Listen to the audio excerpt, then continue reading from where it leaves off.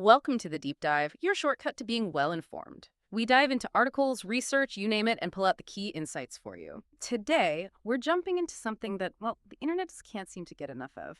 That dream of sonic ice at home. You know the type, right?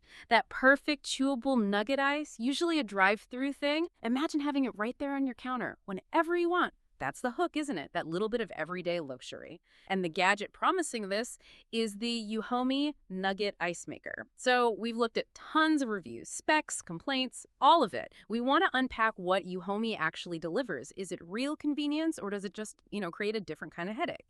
We're here to help you figure out if it's a gamble worth taking. Stick around because we'll look at what it does well, where things get messy, and then there's this twist. Honestly, it kind of broke my brain a little. Okay, let's get into it. So the initial buzz around these things is huge. It's not just ice, it's that ice. And the Euhomy comes in around, what, $190? Though maybe closer to $300 if you think long-term investment, which we'll get to. But people absolutely rave about the ice itself. They call it genuinely good, soft. Delightfully chewable. That's the key word you see everywhere. Exactly, not hard like regular cubes.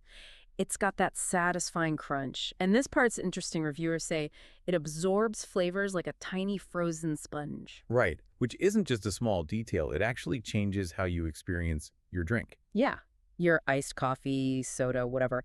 The ice becomes part of the flavor. It doesn't just water it down. It makes it more of an experience, less just cold liquid.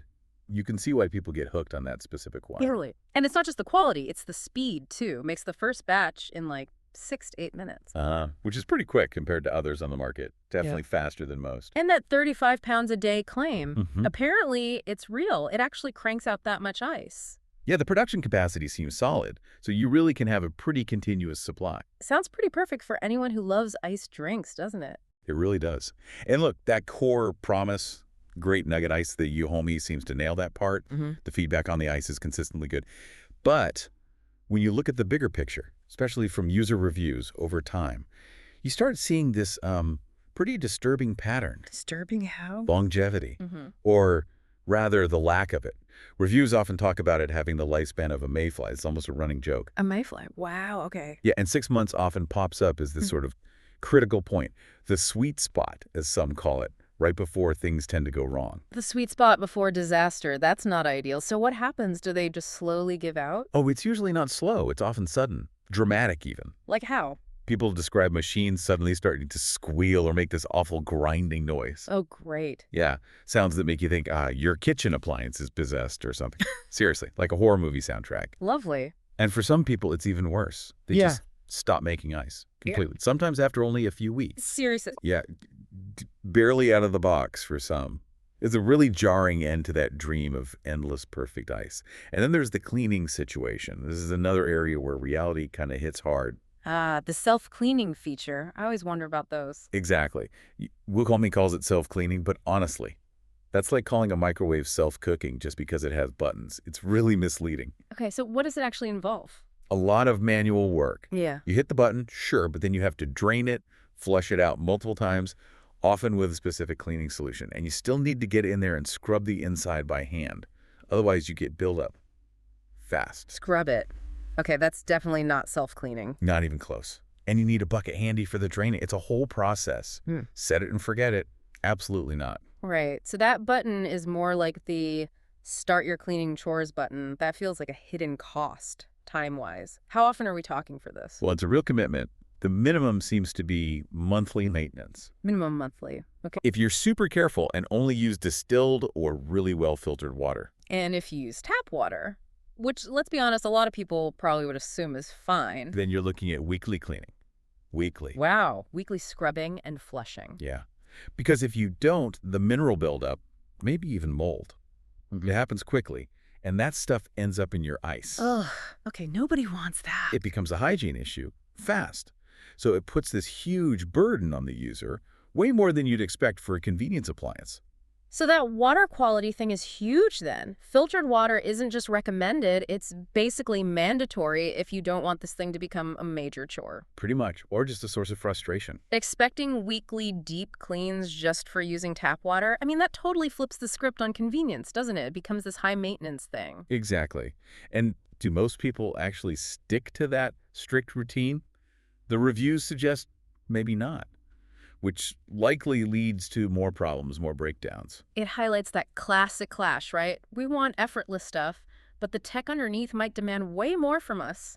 It really does. And, think about the market for these things. The fact that extended warranties are pushed so hard for these countertop ice makers. Ah, good point. It kind of tells you everything, doesn't it? It's like the industry itself knows these things might not last that long. The silent admission, yeah. It makes you question what a smart purchase even means anymore if longevity isn't really part of the deal for some gadgets. Right.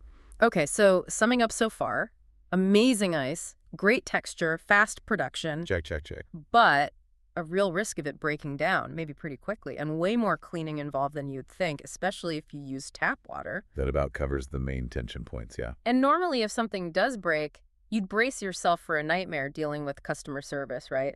Yeah. Phone trees, emails into the void. Oh, absolutely. That's usually the expectation. Prepare for a battle. Well, okay, this is the part that honestly surprised me.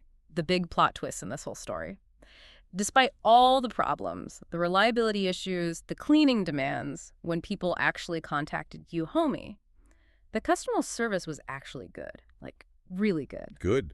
For an appliance company, that's unusual. Right. People reported getting actual help, quick troubleshooting, and get this, free replacements, sometimes more than one replacement unit, without a huge fight. Wow. No kidding. No kidding. Real human responses, people trying to solve the problem. It's kind of unheard of these days, especially for appliances. That is surprising. Almost revolutionary, like you said earlier. Especially in a market where support can be so frustrating. It completely changes the calculation, doesn't it?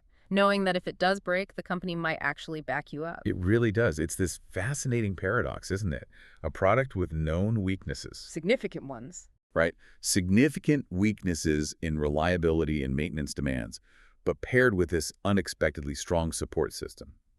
It suggests maybe the company knows about the product's potential issues and has decided to invest heavily in customer care to compensate. That makes sense. Like, okay, it might break, but we promise we'll make it right. Yeah, it fundamentally shifts the risk for you, the buyer.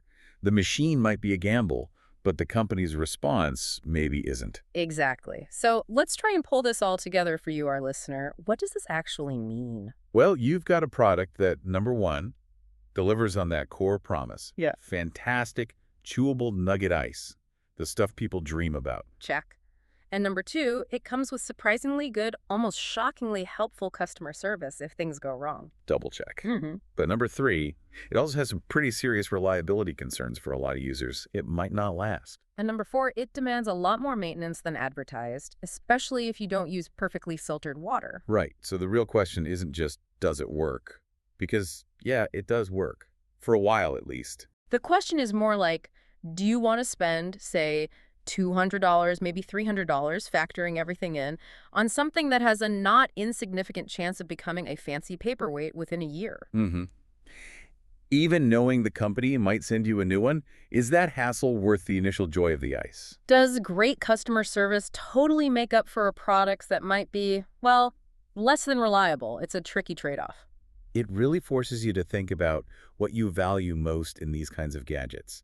Is it the pure convenience and the immediate pleasure? Or is it long-term reliability and low hassle? Because with this Euhomy, you might get the first, but you might have to sacrifice some of the second. You're weighing that amazing ice against the potential for breakdowns and the definite need for regular, careful cleaning. And you have to ask yourself, how much maintenance are you really willing to do for perfect ice? And are you okay with customer service potentially being part of your regular ownership experience? It's a lot to consider. And that brings us pretty much to the end of our deep dive on the Euhomy Nugget Ice Maker. We've seen the highs, that truly satisfying ice, and the lows, the reliability questions and the cleaning commitment. And then that curveball, the surprisingly great customer support acting as a kind of safety net. It really is a mixed bag, a product that's both potentially frustrating and weirdly quite well supported if things go south. It absolutely is. Mm-hmm. And that leads us to our final thought for you today. Something to chew on, maybe.